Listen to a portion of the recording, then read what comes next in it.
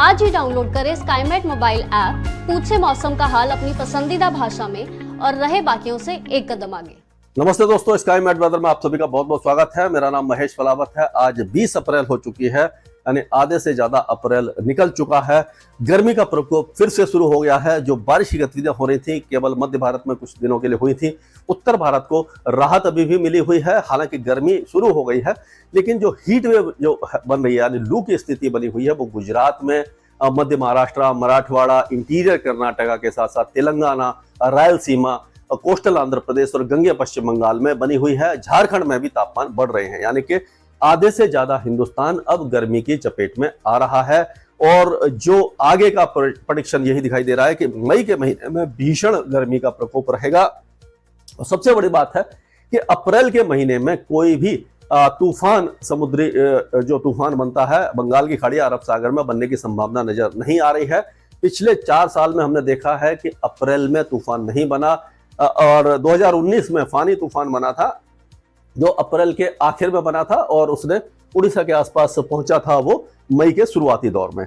तो ऐसा लग रहा है कि मई में ही जाकर के कोई तूफान बनेगा। इस समय ऐसा कंडीसिव वेदर नहीं दिखाई दे रहा। सी सरफेस टेम्परेचर बहुत ज्यादा नहीं बढ़ रहे, कोई वेदर सिस्टम इस तरह से नहीं बन रहा है जो लो प्रेशर एरिया क्रिएट करे और धीरे धीरे वो तूफान का रूप धारण करे। तो ये काफी एक तरह से राहत की खबर है कि तूफान से नुकसान ज्यादा होता है। तो अब जो वेस्टर्न डिस्टर्बेंस है पहाड़ों पर पहुंचा हुआ है, ये पहाड़ों के आसपास है और उसका असर अगले 2 दिनों के दौरान यानी 21 तारीख तक हमें पहाड़ों पर बर्फबारी के रूप में दिखाई देगा। आज जम्मू कश्मीर, गिलगित बाल्टिस्तान, मुजफ्फराबाद और लद्दाख के साथ साथ हिमाचल प्रदेश के ऊंचे पहाड़ों पर अच्छा स्नोफॉल हो सकता है। निचले इलाकों में तेज बारिश की संभावना है।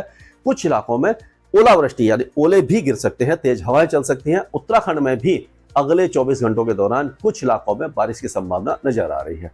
और अगर हम इसके बाद ये वेदर क्लियर होने लग जाएगा। 22 तारीख से ऑलमोस्ट क्लियरेंस है।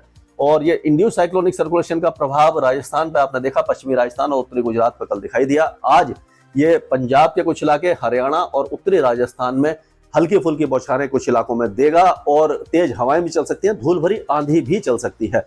अब प्री मानसून गतिविधियां धीरे धीरे बढ़ेंगी, खास करके अप्रैल के आखिर में और मई के महीने में जो धूल भरी आंधी है, ओलावृष्टि है और तेज हवाएं चलती हैं, वो इस समय मतलब ये जो मई का महीना है, पंजाब, हरियाणा, दिल्ली, पश्चिमी उत्तर प्रदेश और राजस्थान के कई इलाके इस तरह का वेदर अब देखने वाले हैं।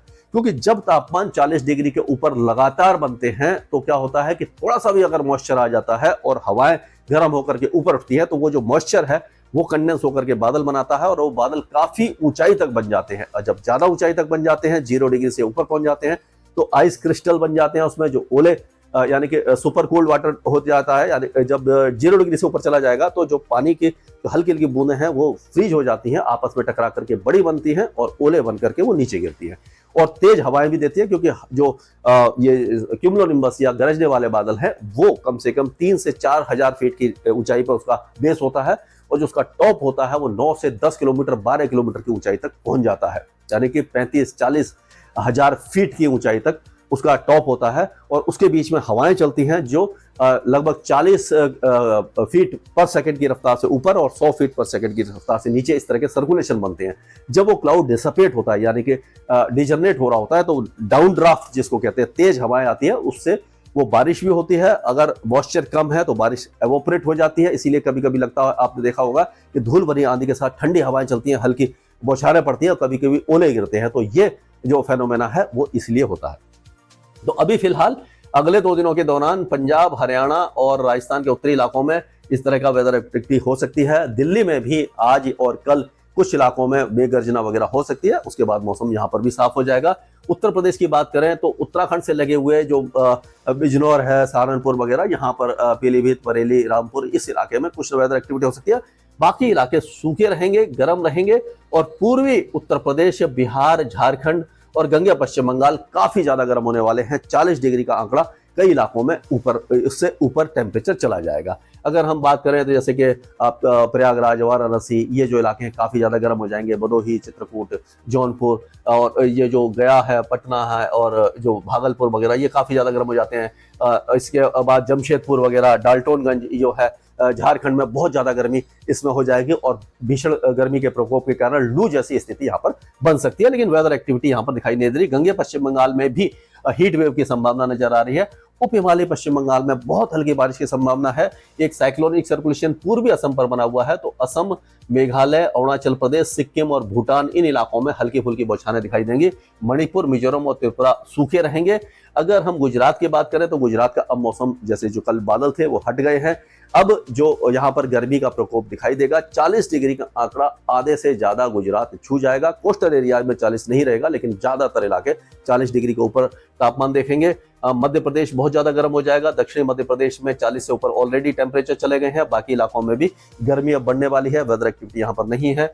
छत्तीसगढ़ और ओडिशा भी काफी ज्यादा गर्म है। कोस्टल ओडिशा में लू की स्थिति बनी हुई है। छत्तीसगढ़ बहुत ज्यादा गर्म हो चुका है और यहाँ पर अभी कोई राहत दिखाई नहीं दे रही है। विदर्भ से लेकर के एक तरफ कर्नाटक के दक्षिण तक जा रही है, तो अभी अब विदर्भ के कुछ इलाकों में अगले 2-3 दिनों के दौरान हल्की फुल्की मेघ गर्जना, 1-2 स्थानों पर बारिश हो सकती है। मराठवाड़ा, इंटीरियर कर्नाटका, तेलंगाना के साथ साथ जो कोस्टल कर्नाटका, केरल और अंदरूनी तमिलनाडु में भी गरज चमक के साथ बौछारें आपको दिख सकती है। और कल हो सकता है कि मुंबई और कल शाम को मुंबई, थाने, दहानू, पुणे और उसके आसपास के इलाकों में कुछ न कुछ वेदर एक्टिविटी, मेघ गर्जना वगैरह की संभावना दिखाई दे रही है। लेकिन बहुत ज्यादा आप इससे उम्मीद न लगाएं, हल्की फुल्की बौछारें ही दिखाई देंगी। तो इस तरह से पूरे भारत का मौसम अब गर्म होने वाला है। पहाड़ों पर बारिश और स्नोफॉल है। बाकी काफी ज्यादा भीषण गर्मी का प्रकोप आपको दिखाई देगा। लक्षद्वीप और अंडमान और निकोबार देशों वो पूरी तरह शुष्क रहेंगे। हल्के फुल्के बादल छा सकते हैं। कोई मौसमी गतिविधि वहां पर दिखाई नहीं दे रही है। स्काईमेट वेदर में अभी मौसम से जुड़ी सटीक जानकारी और खबरों के लिए हमारे YouTube चैनल को सब्सक्राइब करें और बेल आइकन दबाकर हर खबर पर रखें नजर।